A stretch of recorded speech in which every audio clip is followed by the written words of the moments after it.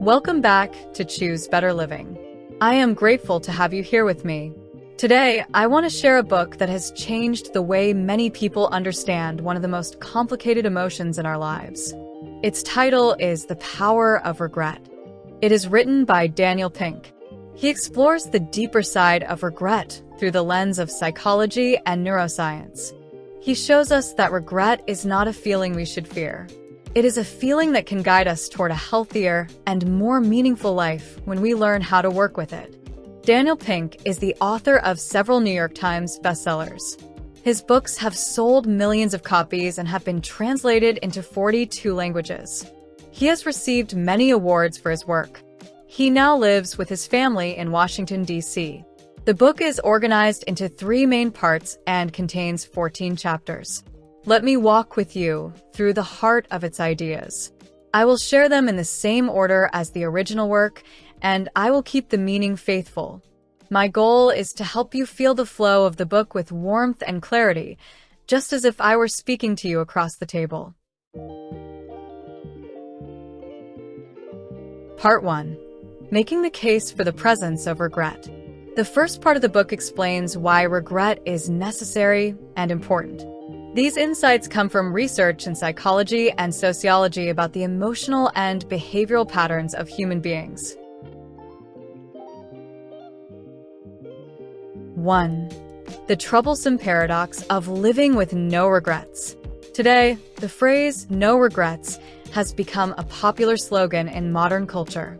Many people believe that the best way to live is to remove every negative emotion, especially regret. But Daniel Pink shows us that removing regret completely is not always wise. He gives the example of Edith Piaf, the singer who became a symbol for the idea of living with no regrets. Her famous song declared that she never regretted anything. But when we look at her life story, we see a long chain of pain and hardship. She gave birth at age 17. She left her child in the care of others. The child passed away at the age of 3. As she grew older, she struggled with alcohol and morphine addiction.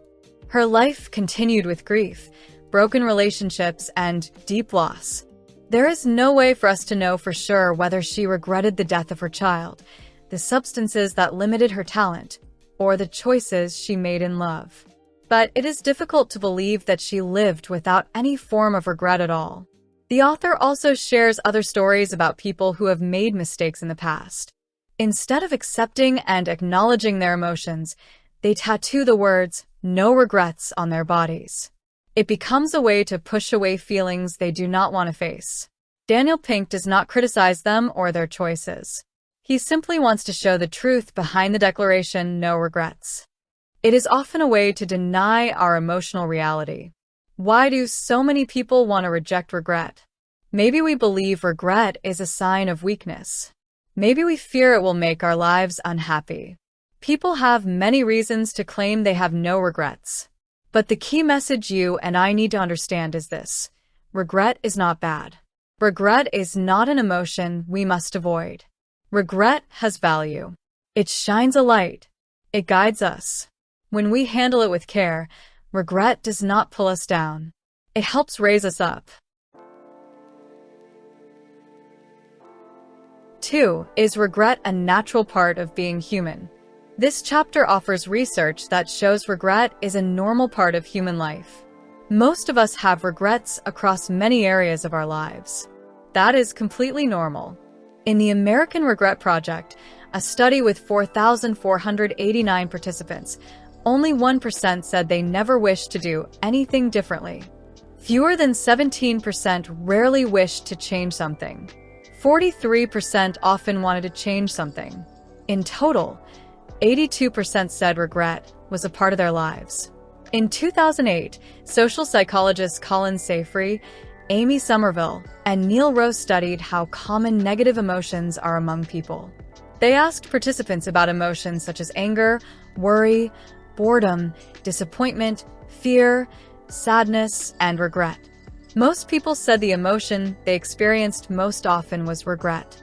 In a 2016 study that followed the choices of 100 people in Sweden, Participants reported that they regretted about 30% of the decisions they made in the previous week.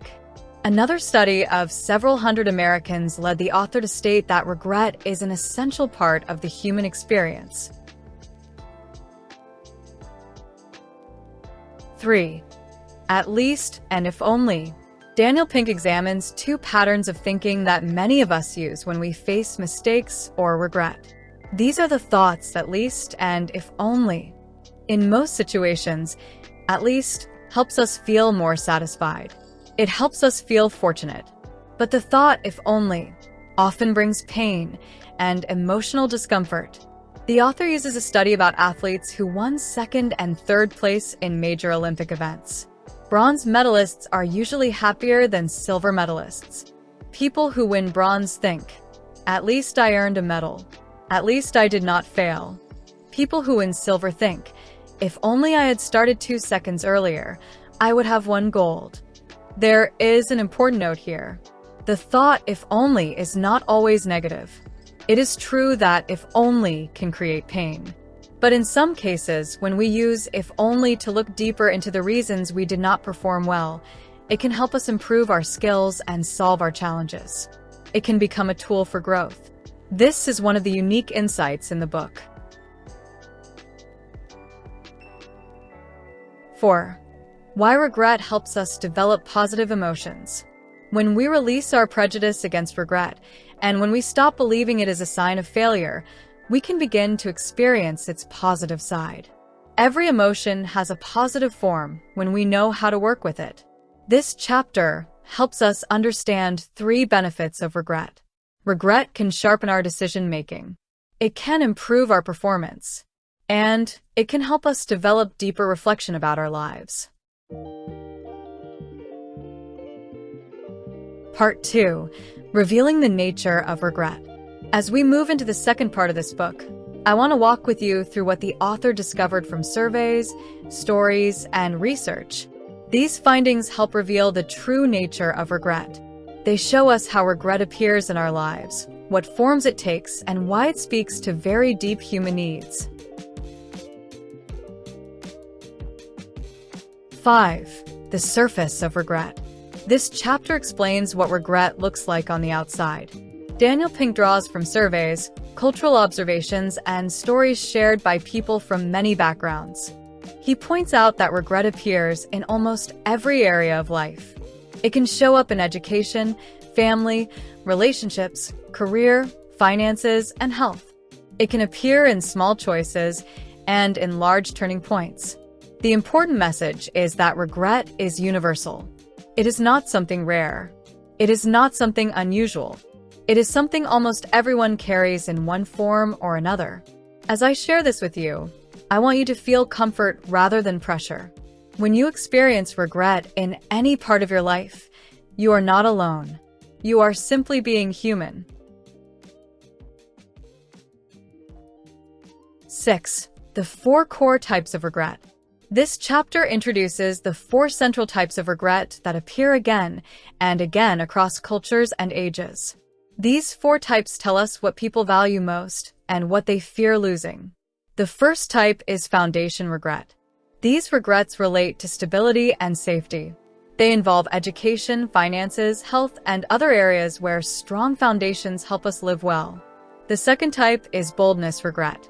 These regrets arise when people miss important opportunities. They appear when people do not take action. They come from moments when a person wanted to try something but held back. The third type is moral regret. These regrets are tied to our sense of goodness. They arise when we do not act according to our values. They come from moments when we face a turning point and choose something that harms others or harms our own sense of integrity. The fourth type is connection regret. These regrets arise when we let meaningful relationships fade. They appear when we avoid reaching out, when we ignore someone we care about, or when distance grows between us and those who matter. All 4 types are mirrors. They reflect the needs that shape us as human beings. 7. Foundation regret. In this chapter, the author explains foundation regret in detail. These regrets arise when we choose short-term comfort over long-term benefit. They come from moments when we resist short-term discomfort, even though discomfort might help us grow. They show up in areas such as health, personal life, education, responsibility, behavior, and parenting. The book shares many examples of foundation regret. One example comes from a 46-year-old man in Australia. He said, "I should have chosen different subjects in school and worked harder earlier in life. I would have had more advantages throughout my life." Another example comes from a 33-year-old man in Michigan. He said, "I regret not appreciating reading earlier. I now see how valuable it is, and I often wonder what the compound effect would have been if I had started 10 to 15 years ago." A woman from Ireland, 45 years old, shared her own regret. She said, "I did not take care of myself when I was young. I drank too much. I smoked too much. I slept with many men." Each of these experiences shows us how foundation regret forms. It often comes from choices made quietly and gradually. It teaches us that stable foundations take time, and time moves forward even when we ignore it. 8. Boldness regret. This chapter explains the second type of regret in a deeper way. Boldness regret arises when people do not live true to themselves. It appears when someone fails to pursue important goals. It grows when a person chooses safety over courage. It becomes stronger when a person realizes they had the chance to grow, but turned away from it. A 44-year-old man from Nebraska said, "I regret not standing up to Ray that summer in 1991. I walked away, and I always regret not standing up for myself." A 34-year-old woman in Indiana said, "I regret having an abortion. I was young in college and afraid. The memory has stayed with me ever since." A 32-year-old woman in Brazil shared another kind of regret. She said, "It took me too long to come out as a lesbian." Boldness regret shows us how deeply people want to express who they really are.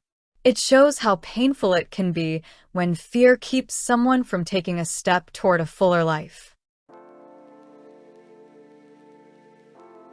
9. Moral regret. This chapter explores moral regret with care and honesty. People feel moral regret when they know they did not do the right thing. The author describes 5 kinds of wrongdoing that often lead to moral regret. These include harming others, deceiving others, betraying trust, showing disrespect, and violating shared values. The author writes that moral regrets have a special quality. They are fewer in number, but they are the largest in emotional weight. They are the most painful, yet they also have the greatest power to lift the human spirit. They can make people reflect on who they want to be. They can inspire people to repair what they once damaged. They can awaken the desire to do better. He describes how men and women wake up at night feeling distress over things that happened decades ago. They remember moments when they hurt others, acted unfairly, or weakened the values of their community. These regrets reveal something deep inside the human spirit. They show that the desire to do good is woven into our very core. It lives quietly, but it never disappears. 10. Connection regret. This chapter opens a window into regrets about relationships. These regrets appear when a relationship breaks down, even though it once held warmth. Sometimes the cause is conflict. Sometimes the cause is distance. Sometimes the cause is death. Whatever the cause, the regret often begins with a sense of loss that feels difficult to repair. Trying to fix a damaged relationship requires effort and courage. Reaching out can create discomfort. You may fear rejection. You may fear that the other person is not ready. You may fear unresolved conflict. But the author reminds us that these efforts matter. Relationships are fragile. They also hold great meaning. The term relationship here is not limited to romantic love. It includes family bonds, friendships, siblings, and even neighbors or members of a community.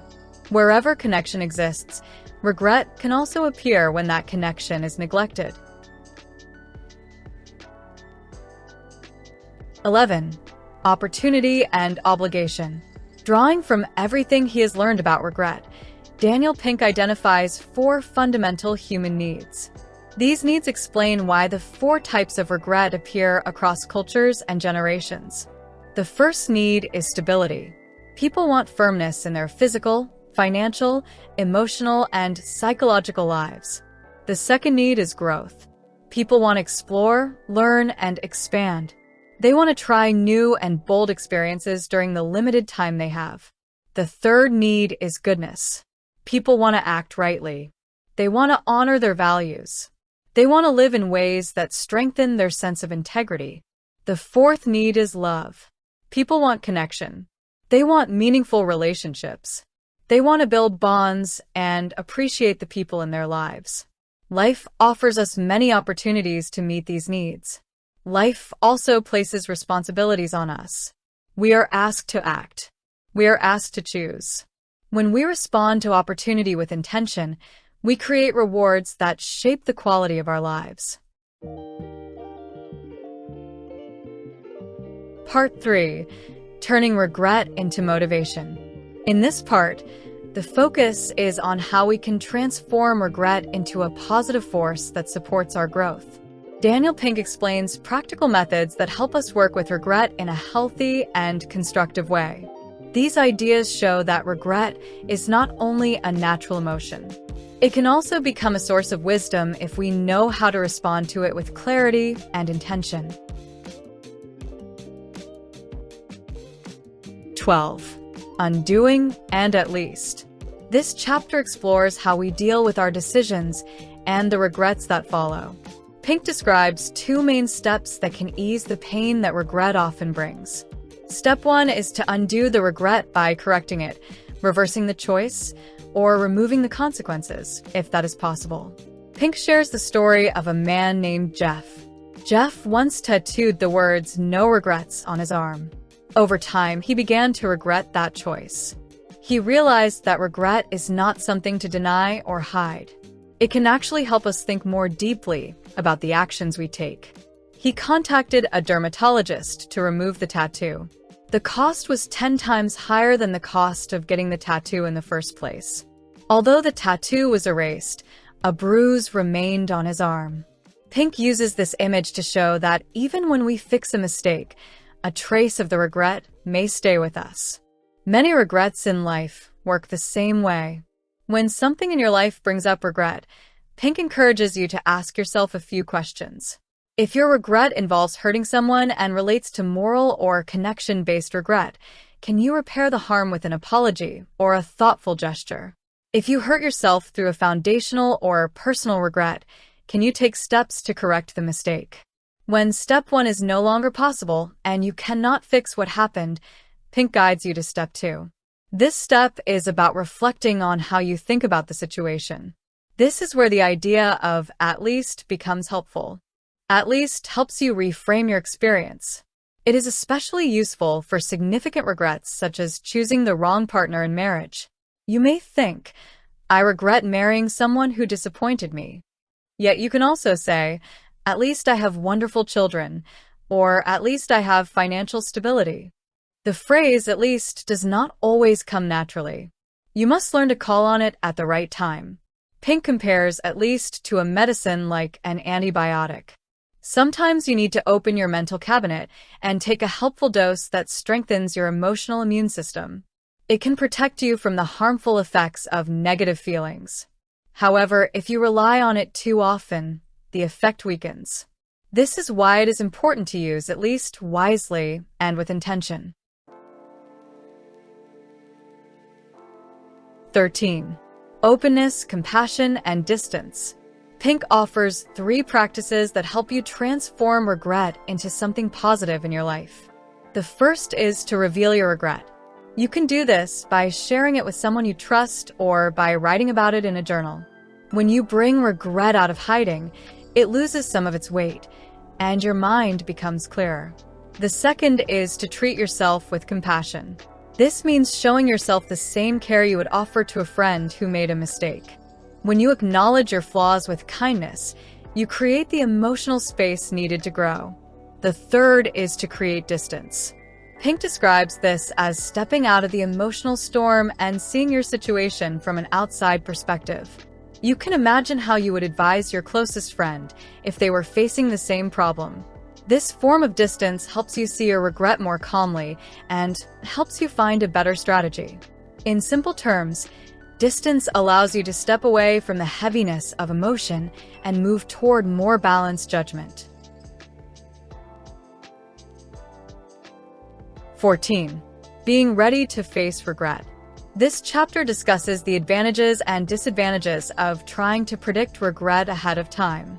One advantage is that anticipation can prevent us from making choices that lead to regret. The limitation is that we must still be ready to face the regrets we will inevitably experience. Life is full of uncertainty and cannot be perfectly controlled. Pink reminds us that trying to optimize every part of life in order to avoid regret may cause us to live with too much fear. We must accept risk, uncertainty, and the natural imperfections of living. These experiences help us grow and become more resilient. The important thing is to stay open to learning from our mistakes.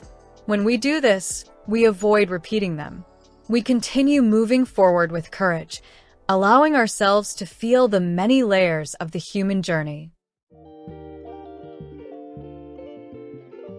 My personal reflections on the book.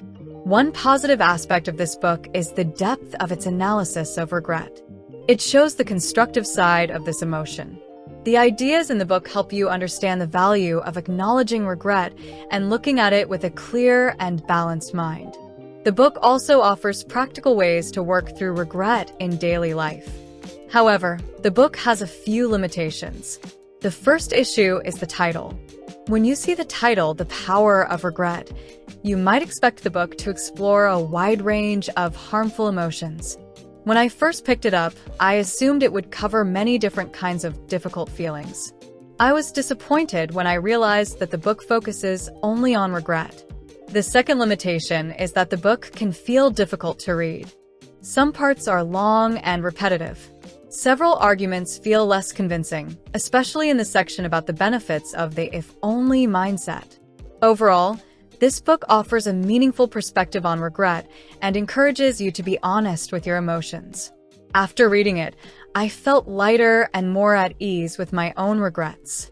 In the past, I often denied my feelings because I was afraid of being judged.